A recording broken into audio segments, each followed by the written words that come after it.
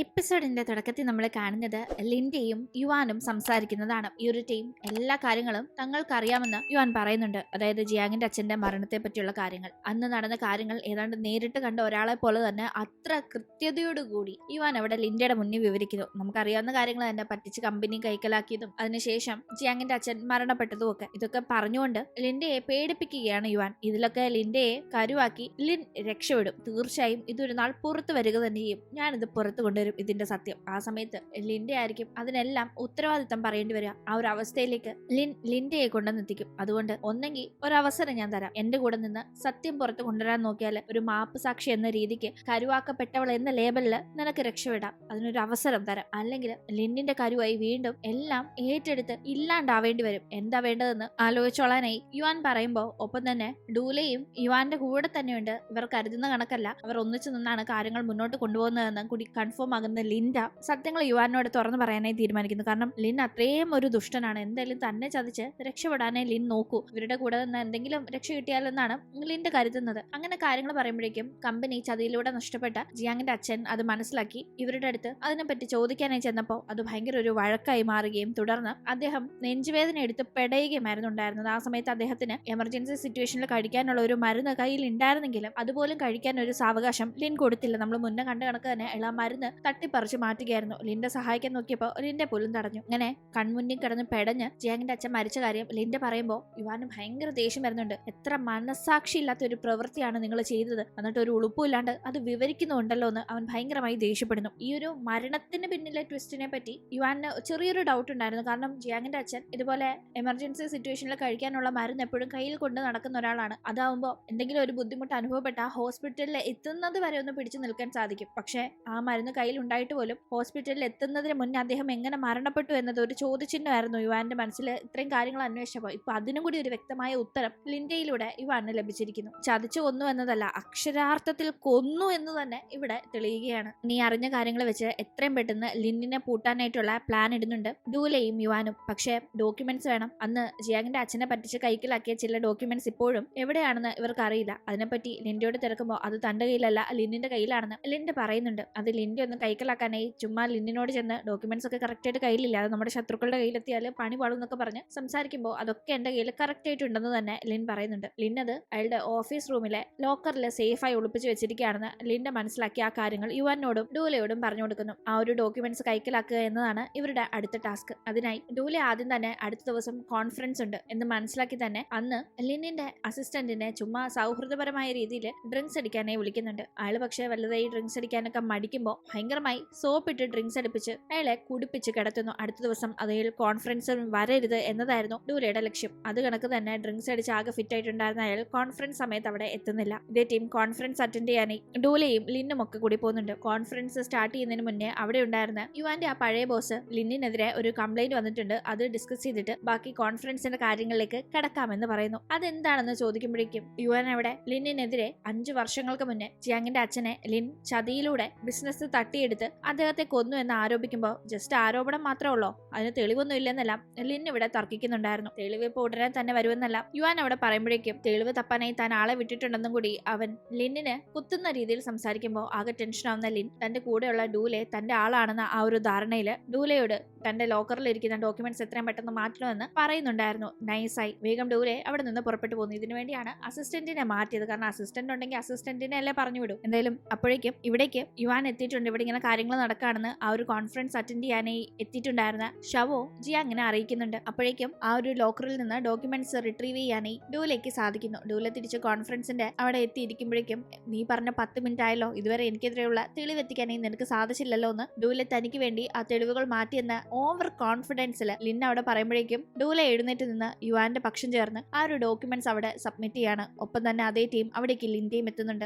ഈ ഡോക്യുമെന്റ്സ് പരിശോധിക്കുമ്പോൾ കള്ള തെളിവുകളും തെറ്റായ സാഹചര്യവും ഉണ്ടാക്കിയെടുത്ത് ജിയാങ്ങിന്റെ അച്ഛനെ ലിൻ ചതിച്ചതാണെന്ന് അവിടെ വ്യക്തമാവുന്നുണ്ട്. അതിന്റെ ഒപ്പം തന്നെ വെറുതെ ഒരു ചതി മാത്രമല്ല, അദ്ദേഹത്തെ മരണത്തിലേക്ക് തള്ളിവിടുകയും കൂടി ചെയ്ത ഒരാളാണ് ലിൻ എന്നത് അവിടേക്ക് എത്തുന്ന ലിൻഡ എല്ലാവരുടെ മുന്നിൽ വെളിപ്പെടുത്തുമ്പോൾ ലിന്നിന് പിന്നെ രക്ഷപ്പെടാൻ മാർഗമില്ലാത്ത രീതിയിൽ അയാൾ ആകെപ്പാടെ പെട്ടുപോകുന്നുണ്ട്. ഇതേ ടീം അവിടേക്ക് എത്തുന്ന ജിയാങ് ഈ കാര്യങ്ങളെല്ലാം അറിയുന്നു. തന്റെ അച്ഛൻ ബിസിനസ് നഷ്ടപ്പെട്ട സങ്കടത്തിൽ നെഞ്ചുപൊട്ടി മരിച്ചെന്നാണ് അവൾ ഇതുവരെ കരുതിയിരുന്നത്. ഈ ഒരു കാര്യം അറിയുന്ന അവൾ ആകെ തകർന്നു പോകുന്നുണ്ട്. തന്റെ അച്ഛനെ ഇഞ്ചിഞ്ചായി കൊന്ന ലിന്നിനോട് അവൾ അവിടെ ഭയങ്കരമായി ഷൗട്ട് ചെയ്യുന്നു. വെറും സാധുവായിരുന്ന, ചുറ്റിനുമുള്ളവരെ എന്നും പ്രൊട്ടക്ട് ചെയ്യണം, ചേർത്ത് പിടിക്കണം എന്ന് മാത്രം വിചാരിച്ചിരുന്ന എന്റെ അച്ഛനെ കൊന്ന ലിൻ ഒരിക്കലും രക്ഷപ്പെടില്ലെന്നും ലിൻ അതിന് കണക്ക് പറയുന്നത് സ്വർഗത്തിലിരുന്ന് എന്റെ അച്ഛന്റെ ആത്മാവ് കാണുമെന്നും അവൾ പറയുന്നുണ്ടായിരുന്നു. എന്തായാലും ലിന്നിനെ അവിടെ നിന്ന് കൂട്ടിക്കൊണ്ടു പോകുമ്പോഴേക്കും എല്ലാം കലങ്ങി തെളിഞ്ഞു എന്ന രീതിക്കാണ് യുവാൻ നിൽക്കുന്നത്. കാരണം ജിയാങ്ങിന്റെ അമ്മയ്ക്ക് കൊടുത്ത വാക്ക് പാലിക്കാൻ സാധിച്ചല്ലോ, ജിയാങ്ങിന്റെ അച്ഛന്റെ നിരപരാധിത്വം എല്ലാവരുടെ മുന്നിൽ തെളിയിക്കാനായി സാധിച്ചല്ലോ എന്ന സന്തോഷം യുവാനുണ്ടെങ്കിലും എന്തോ ജിയാങ് ഭയങ്കര ദേഷ്യത്തില് യുവാനോടൊന്നും മിണ്ടാതെ അവിടെ നിന്ന് പോവാണ്. ഇവൾക്ക് ഇതെന്താ പറ്റിയെന്ന് അവന് മനസ്സിലാവുന്നില്ല.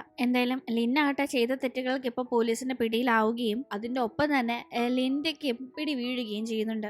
ലിന്നിന്റെ അത്രയും വലിയ തെറ്റ് ചെയ്തിട്ടില്ലെങ്കിലും തെറ്റിന്റെ ഒരു ഭാഗമായിരുന്നല്ലോ, അതുകൊണ്ട് തന്നെ അതിന്റെ ശിക്ഷയ്ക്കായി ലിൻഡയെ കൊണ്ടുപോകുന്ന ടീം അത് കണ്ട് ഡൂലെ കുറച്ച് ഇമോഷണൽ ആവുന്നുണ്ട്. സാരമില്ല, എനിക്ക് ഇപ്പോഴാണ് സമാധാനം ആവുന്നത്, ചെയ്ത തെറ്റിന് പ്രായശ്ചിത്തം ചെയ്യുക എന്നതിൽ കൂടുതൽ വലിയ കാര്യമൊന്നും ഇല്ലല്ലോ. ഞാൻ എന്തായാലും പ്രായശ്ചിത്തം ചെയ്ത് എനിക്കുള്ള ശിക്ഷ ഏറ്റുവാങ്ങാനായി പോവാ, ഞാൻ പോയിട്ട് വരാം. നീ കാരണം എനിക്കിപ്പോ ഇങ്ങനെ ഒരു പിടുത്തം വീണതെന്നൊന്നും എനിക്ക് യാതൊരുവിധ സങ്കടവും ഇല്ല. സത്യത്തിൽ എന്റെ ഈ ഒരു തെറ്റിന് എനിക്ക് ഈ പ്രായശ്ചിത്തം ചെയ്യാൻ സാധിച്ചതൊക്കെ നീ കാരണം, അതിന് എപ്പോഴും എനിക്ക് ഇതിനോട് നന്ദി മാത്രമേ ഉള്ളൂ എന്ന് പറഞ്ഞ് ഭയങ്കര സ്നേഹത്തിൽ ലിൻഡ അവിടെ നിന്ന് പോകുന്നുണ്ട്. എങ്ങോട്ടേക്കാ? ശിക്ഷ വാങ്ങാനേ. എന്തായാലും അപ്പോഴേക്കും ജിയാങ് ആകട്ടെ യുവാനോട് ഭയങ്കര പിണക്കത്തിലാണ്. അവനെ മൈൻഡേ ചെയ്യുന്നില്ല. അപ്പാർട്ട്മെന്റിൽ നിന്ന് പോലും അവനെ പുറത്താക്കുന്നുണ്ട്, പോയി നിന്റെ അപ്പാർട്ട്മെന്റിൽ താമസിക്കുന്നു പറഞ്ഞു. ഇതില് ഭയങ്കര ടെൻഷനില് ഡ്രിങ്ക്സ് അടിച്ചോണ്ട് യുവാൻ ഇരിക്കുമ്പോ അവിടേക്ക് ഡൂലെ എത്തുന്നുണ്ടായിരുന്നു. നിനക്ക് തിരിച്ച് എമ്മച്ചിന്ന് പൊക്കൂടെ, അപ്പൊ ഞാൻ ഇനി അവിടെ കാര്യങ്ങൾ ഏറ്റെടുക്കാനുണ്ടല്ലോ, കാര്യമെല്ലാം കലങ്ങി തെളിഞ്ഞില്ലെന്നൊക്കെ ഡൂലെ കണ്ടപാടെ യുവാൻ പറയുമ്പോ എനിക്ക് അങ്ങനെ എമ്മച്ചിന്ന് പോകാൻ തോന്നുന്നില്ല, എനിക്ക് അവിടത്തെ കാര്യങ്ങളൊക്കെ ഇഷ്ടപ്പെട്ടു, എന്നെ കൂടെ വർക്ക് ചെയ്യുന്നവരെ ഇഷ്ടപ്പെട്ടു എന്നെല്ലാം ജിയാങ്ങിനെ പറ്റി ഒരു സൂചന നൽകിക്കൊണ്ട് തന്നെ ഡൂലെ സംസാരിക്കുമ്പോ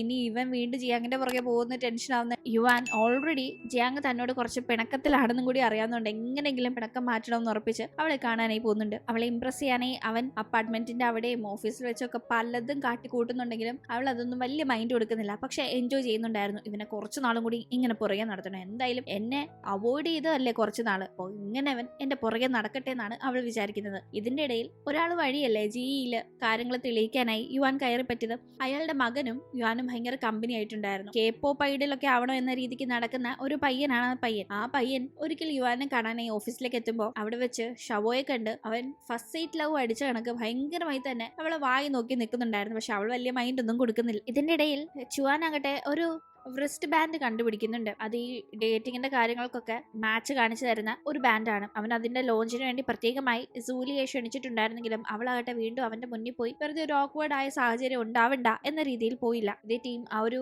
ലോഞ്ചിന് നിൽക്കുന്ന ടീം ആക്ച്വലി ജുവാനെ സൂലിയെയും സൂലിക്ക് ജുവാനെ ഇഷ്ടമാണെങ്കിലും ആ ഒരു ആപ്പിൽ ജസ്റ്റ് 1% മാച്ചല്ലേ കാണിച്ചുള്ളൂ. അപ്പോൾ അതിന്റെ പോരായ്മകളെ മറികടക്കാനായിട്ടാണ് ഇതുപോലെ ഒരു റിസ്റ്റ് ബാൻഡ് ജുവാൻ കണ്ടുപിടിച്ചിരിക്കുന്നത്. അവനാണ് സൂലി ഈ ഒരു ലോഞ്ചിൽ വരാത്തത് കൊണ്ട് തന്നെ ആ അപ്സെറ്റ് ആണ്. ഈ ഒരു റിസ്റ്റ് ബാൻഡിന്റെ ഇൻസ്പിറേഷൻ തന്നെ അവളിൽ നിന്നാണ് അവന് കിട്ടിയത്. അതുകൊണ്ട് തന്നെ അവൻ അവിടെ നിന്ന് വേഗം അവളെ കാണാനായി പുറപ്പെടുന്നു. അങ്ങനെ അവളെ ജോലി ചെയ്യുന്ന സൂപ്പർ മാർക്കറ്റിൽ നിന്ന് വിളിച്ചുകൊണ്ട് പോയി അവൻ നേരെ ആ അക്വേറിയത്തിന്റെ അവിടെ കൊണ്ടുപോകുന്നുണ്ട്. ഇവർ ആ ഒരു ഡേറ്റിംഗ് ഇവന്റ് നടത്തിയ അതേ അക്വേറിയത്തിന്റെ അവിടെ വെച്ച് അവളെ അവൻ ഈ ഒരു റിസ്റ്റ് ബാൻഡ് നൽകി വീണ്ടും മാച്ച് നോക്കുമ്പോൾ ഇപ്പോഴും 1% ആണ് കാണിക്കുന്നത്. എന്നെ വീണ്ടും വീണ്ടും ഇങ്ങനെ വിഷമിപ്പിക്കുന്ന എന്തിനാ, ഞാൻ വരാതിരുന്നത് ഇങ്ങനെയൊക്കെ കാണിക്കുന്ന അറിയാവുന്നതുകൊണ്ടാണെന്ന് പറഞ്ഞ് അവൾ സങ്കടത്തിൽ പോകാനേ ഒരുങ്ങുമ്പോഴേക്കും അവനാട്ടെ 1% ആണെങ്കിൽ 1% അതെനിക്ക് കാര്യമില്ല, എനിക്ക് നിന്നെ ഒരുപാട് ഇഷ്ടമാണെന്ന് പറഞ്ഞ് അവളെ പ്രപ്പോസ് ചെയ്യുമ്പോഴേക്കും രണ്ടുപേരുടെയും റിസ്റ്റ് ബാൻഡിൽ 100% മാച്ച് എന്ന നോട്ടിഫിക്കേഷൻ വരുന്നത് കണ്ട് രണ്ടുപേരും ഹാപ്പി ആവുന്നു. തുറന്നു പറഞ്ഞ് അങ്ങനെ ഇവരിവിടെ ഒന്നിക്കുകയാണ്. അങ്ങനെ പിന്നീട് നമ്മൾ ജിയാങ്ങിനെ കാണുമ്പോഴേക്കും അവൾ ഇപ്പോഴും യുവാനോട് ഒരു അകൽച്ചയിൽ തന്നെയാണ്. പക്ഷെ അത് പുറമേ ഉള്ളൂ, ഉള്ളിന്റെ ഉള്ളിൽ ഇല്ല. എന്തായാലും അവളിപ്പോ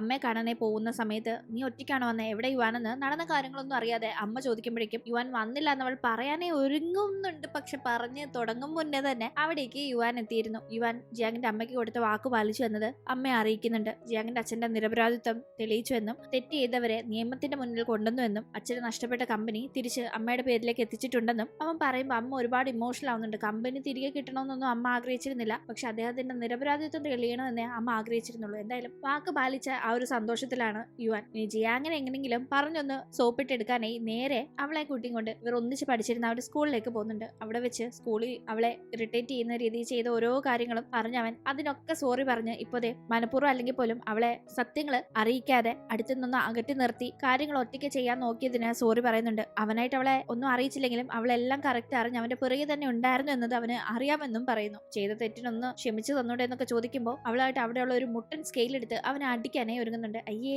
നമ്മളെന്താ കൊച്ചു പിള്ളേരോ, കയ്യിലൊക്കെ അടിക്കാനൊന്നുമില്ല. അവൻ ചോദിക്കുമ്പോൾ കയ്യിലല്ല, തിരിഞ്ഞു നിന്ന് നല്ല അടി തരാം എന്നവൾ പറയുന്ന ടീം അവൻ അയ്യോ വേണ്ടാന്ന് പറഞ്ഞ് അടി പേടിച്ച് ഭയങ്കരമായി അവിടെ ഡ്രാമ കാണിക്കുമ്പോൾ അടിക്കാൻ സമ്മതിച്ച ഒരൊറ്റ അടിയിൽ കാര്യം തീരും. അല്ലെങ്കിൽ കുറെ അടി ഞാൻ തരും കാര്യമൊന്നുമില്ല. അവൾ സ്ട്രിക്റ്റ് ആയി നിൽക്കുമ്പോൾ അവൻ അടി കിട്ടാൻ വേണ്ടി നിന്നു കൊടുക്കുന്നുണ്ട്. അവളും നല്ലൊരു അടിയും വെച്ചു കൊടുക്കുന്നു. എന്തായാലും അതോടുകൂടി അവരുടെ പിണക്കവും മാറുന്നു. അങ്ങനെ 2 വർഷങ്ങൾ കഴിഞ്ഞ് നമ്മൾ കാണുമ്പോഴേക്കും ഒരുപാട് കാര്യങ്ങൾ മാറിയിട്ടുണ്ട്. ജിയാങ്ങും യുവാനും ഒന്നിച്ചു തന്നെയാണ്. അവർ റിലേഷൻ നന്നായി മുന്നോട്ട് കൊണ്ടുപോകുന്നു, പക്ഷെ മാരീഡ് അല്ല. അങ്ങനെ രസകരമായി അപ്പാർട്ട്മെന്റിൽ ഒന്നിച്ചുള്ള അവരുടെ ലിവിംഗ് ടുഗദർ ഇങ്ങനെ പൊക്കോണ്ടിരിക്കുകയാണ്. പക്ഷെ ഓഫീസിൽ കുറച്ചുകൂടി രസകരമായിട്ടാണ് കാര്യങ്ങൾ. അതായത് രണ്ടുപേരും ഇപ്പോൾ ഒന്നിച്ചല്ല വർക്ക് ചെയ്യുന്നത്. MH ജിയാങ് ഇപ്പോൾ നല്ലൊരു പൊസിഷനിലേക്ക് പ്രൊമോഷൻ ഒക്കെ കിട്ടി വന്നിരിക്കുന്നു. അവിടെ അവളുടെ ബോസ് ആയിട്ടുള്ളത് ഡൂലയാണ്. ഡൂലെ മുന്നേ MH ജോയിൻ ചെയ്തിരുന്നല്ലോ. യുവാൻ കാര്യങ്ങളൊക്കെ സോൾവ് ആയെങ്കിലും MH തിരികെ പോവാതെ GE സെക്യൂരിറ്റീസിന്റെ ഭാഗമായി തന്നെ വർക്ക് ചെയ്യാണ്. അങ്ങനെ അപ്പാർട്ട്മെന്റിൽ ഭയങ്കരമായി സ്നേഹിച്ചും എന്നാൽ ജോലി സംബന്ധമായി 2 തട്ടിലുമാണ് ഇപ്പോൾ അവർ മുന്നോട്ട് പോകുന്നത്. ഇതിന്റെ ഇടയിൽ സൂലി ചുവാനെ വിവാഹം കഴിച്ചു. പക്ഷെ നന്നായി കാര്യങ്ങൾ മുന്നോട്ട് പോകുന്നതിന്റെ ഇടയിൽ അവളായിട്ട് ഇടയ്ക്ക് എന്തോ പ്രഗ്നന്റ് ആണോ എന്ന് ഭയങ്കര എക്സൈറ്റഡ് ആയി ചെക്ക് ചെയ്യാനൊക്കെ പോകുമ്പോൾ പ്രഗ്നൻസി ഒന്നും അല്ലാന്ന് കണ്ട് ആകെ അപ്സെറ്റ് ആവുന്നുണ്ട്. അതിന്റെ ഇടയിൽ അവൾ കൂടെ ചെക്കപ്പിന് വന്നിരുന്ന ജിയാങ്ങിനെ കുറച്ച് ഉപദേശിച്ചിരുന്നു. ഇങ്ങനൊക്കെ നടന്നാൽ മതിയോ, കല്യാണമൊക്കെ കഴിച്ച ഒരു അമ്മയാവണ്ടേന്നല്ല. അപ്പൊ അത് ജിയാങ് വലിയ കാര്യമാക്കാതെ റെസ്പോണ്ട് ചെയ്തെങ്കിലും അന്ന് വീട്ടിലേക്ക് എത്തി അതിനെപ്പറ്റി തന്നെ ആലോചിച്ചുകൊണ്ടിരിക്കുകയാണ്. കല്യാണമൊക്കെ കഴിക്കണ്ടേന്നല്ല. ഇപ്പൊ തന്നെ MH വേണ്ടി ഡൂലയും ജിയാങ്ങും GE സെക്യൂരിറ്റീസിന് വേണ്ടി യുവാനും ഒരേ ക്ലയന്റിനെ കാണാനേ പോകുന്നുണ്ട്. പക്ഷെ അവിടെ യുവാനാണ് ആ പ്രോജക്റ്റ് നേടുന്നത്. ഇതിന്റെ ഇടയിൽ ഡൂലെ തന്നെ വൺ സൈഡായി ഇപ്പോഴും പ്രണയിക്കുന്നു എന്നത് ജിയാങ്ങിന് അത്ര അറിയില്ല. അവൻ അവൾക്ക് വേണ്ടി ഒരു വാച്ച് ഒക്കെ ബിസിനസ് ട്രിപ്പ് പോയിട്ട് വരുമ്പോൾ ഗിഫ്റ്റ് ചെയ്യുന്നു. ഒരു ഫ്രണ്ട് എന്ന രീതിക്ക് അവൾ അത് വാങ്ങുന്നുണ്ട്. അങ്ങനെ പിന്നീട് ഒരു ക്ലയന്റിനെ കാണാനായി ജിയാങ് പോകുമ്പോൾ അവൾക്ക് അതിന് സാധിക്കുന്നില്ല എന്ന് കാണുന്ന യുവാൻ അവന് ഈ ഒരു ഇൻഡസ്ട്രിയിൽ അവളേക്കാൾ കൂടുതൽ എക്സ്പീരിയൻസ് ഉണ്ടല്ലോ, ആ ഒരു പവർ ഉപയോഗിച്ച് ആ ഒരു ക്ലയന്റ് മീറ്റിംഗ് നടത്തി കൊടുത്ത് കാര്യങ്ങൾ സെറ്റിൽ ആക്കുന്നു. അതിന്റെ സന്തോഷത്തിന് അവന് ഒരു ട്രീറ്റ് നൽകാനായി അവൾ പോകുമ്പോഴേക്കും അവനാകട്ടെ അവളുടെ കയ്യിൽ പുതിയ വാച്ച് കിടക്കുന്നുണ്ട്. ഇതാര് തന്നതാണെന്ന് ചോദിക്കുന്നുണ്ട്. ഡൂല തന്നതാണെന്ന് അവൾ പറയുമ്പോൾ അവനത് തീരെ ഇഷ്ടപ്പെടുന്നില്ല. ഓൾറെഡി അവൻ അവൾക്ക് ഗിഫ്റ്റ് ചെയ്യാനായി ഒരു വാച്ച് കയ്യിൽ മേടിച്ച് വെച്ചിട്ടുണ്ടായിരുന്നു. അതിപ്പോ തന്നെ എടുത്തു കൊടുത്ത് ആ വാച്ച് കയ്യിൽ ഇടിക്കുന്നുണ്ട്. അങ്ങനെ അതിനൊക്കെ ശേഷം അതുമായി അവൾ തിരിച്ച് ഓഫീസിലേക്ക് ചെല്ലുമ്പോഴേക്കും അവളുടെ കയ്യിൽ ആ വാച്ച് ഇല്ലാത്തതും ഒപ്പം യുവാൻ വഴിയാണ് അവളിപ്പോ ക്ലയന്റുമായിട്ടുള്ള മീറ്റിംഗ് പ്രൊസീഡ് ചെയ്തതെന്നും മനസ്സിലാക്കുന്ന ഡൂലയ്ക്ക് അത് ഇഷ്ടപ്പെടുന്നില്ല. കുറച്ചെങ്കിലും പ്രൊഫഷണൽ ആവ്, അവൻ നമ്മുടെ കോമ്പറ്റീറ്റർ കമ്പനിയുടെ ഒരാളാ, നിങ്ങൾ തമ്മിൽ വലിയ കൂട്ടാന്നും പറഞ്ഞ് ആ കാര്യങ്ങളൊന്നും ഓഫീസിലേക്ക് വലിച്ചഴിച്ചുകൊണ്ട് വരരുതെന്നല്ല ഡൂലെ ദേഷ്യപ്പെടുന്നു. എന്തായാലും യുവാനും ജിയാങ്ങും തമ്മിലുള്ള ആ ഒരു ഇഷ്ടം ഇപ്പോഴും നല്ല രീതിയിൽ മുന്നോട്ട് പോകുന്നതിൽ ഭയങ്കരമായ അസൂയുള്ള ഡൂലെ ജിയാങ്ങിന് ഓവർ ടൈം വർക്ക് കൊടുത്ത് ഇവർ തമ്മിൽ കാണുന്ന ആ ഒരു സമയമൊക്കെ നന്നായി കുറയ്ക്കാനായി നോക്കുന്നുണ്ട്. അങ്ങനെ ഭയങ്കരമായി പണിയെടുക്കുന്ന യുവാൻ ശ്രദ്ധിക്കുമ്പോൾ ജിയാങ്ങിനെ വഴക്ക് പറയുന്നുണ്ട്. ഇത്രയ്ക്കൊന്നും പണിയെടുക്കണ്ട, ഇത് ഒരുപാട് ഓവറായിട്ട് നീ വർക്ക് ചെയ്യുന്നല്ല. പക്ഷെ ജിയാങ് അത് കാര്യമാക്കുന്നില്ല. എന്തായാലും അങ്ങനെ ഒരുപാട് വർക്ക് ചെയ്ത് ഒരുപാട് വീക്ക് ആവുന്ന ജിയാങ് ജോലി സ്ഥലത്ത് തല കറങ്ങി വീഴുമ്പോൾ അവളെ ഹോസ്പിറ്റലിൽ എത്തിക്കുന്നത് ഡൂലയാണ്. തുടർന്ന് ആ ഒരു കാര്യം അറിഞ്ഞ് അങ്ങോട്ടേക്ക് എത്തുന്ന യുവാൻ ഡൂലയോട് ദേഷ്യപ്പെടുന്നു. ജിയാങ്ങിനെ ഭയങ്കരമായി വർക്ക് ചെയ്യിപ്പിച്ചാണ് ഈ ഒരു പരുവത്തിൽ ഡൂല ആക്കിയെടുത്തതെന്ന് മനസ്സിലാക്കി തന്നെ എന്നോടുള്ള കലിപ്പിന് അവളെ ഇട്ട് ഇങ്ങനെ പന്ത് തട്ടരുതെന്നായിരുന്നു യുവാൻ പറയുന്നത്. ഇതേ ടീം ഡൂലെ അവിടെ നിൽക്കുന്നത് കണ്ട് ജിയാങ് ഇതൊന്നും അറിയാതെ അത് പിന്നെ സാർ എനിക്ക് വർക്ക് കംപ്ലീറ്റ് ചെയ്യാൻ സാധിച്ചില്ല എന്ന് ഡൂലയോട് പറയുമ്പോൾ സാരമില്ല, നമുക്ക് പിന്നെ അതിനെപ്പറ്റി സംസാരിക്കാന്ന് പറഞ്ഞ് അവിടെ നിന്ന് പോകുന്ന ഡൂലയുടെ മനസ്സിൽ ഇവർ ഒന്നിച്ചുള്ളതിൽ ഭയങ്കര കലിപ്പുണ്ട്. ശേഷം എന്ത് സംഭവിക്കുമെന്ന് നമുക്ക് അടുത്ത എപ്പിസോഡിലൂടെ കാണാം. അടുത്ത എപ്പിസോഡാണ് നമ്മുടെ ഈ ഡ്രാമയുടെ ഫൈനൽ എപ്പിസോഡ്. അപ്പൊ അതിനുശേഷം പുതിയൊരു ഡ്രാമ നമ്മൾ ഉടനെ സ്റ്റാർട്ട് ചെയ്യുന്നതായിരിക്കും. അപ്പൊ ആ ഡ്രാമയുടെ പോളും ബാക്കി അപ്ഡേറ്റ്സും ഒക്കെ തന്നെ നമ്മുടെ വാട്സ്ആപ്പ് ചാനലിലായിരിക്കും കൊടുക്കുക. വാട്സ്ആപ്പ് ഉള്ള ജോയിൻ ചെയ്യാൻ താല്പര്യമുള്ള കൂട്ടുകാർ കമന്റ് ബോക്സിൽ പിൻ ചെയ്തിരിക്കുന്ന ലിങ്കിൽ കയറി വാട്സ്ആപ്പ് ചാനൽ ഒന്ന് ജോയിൻ ചെയ്ത് സപ്പോർട്ട് ചെയ്യണേ. അപ്പൊ വീണ്ടും പുതിയൊരു വീഡിയോയുമായി കാണാം. ബൈ.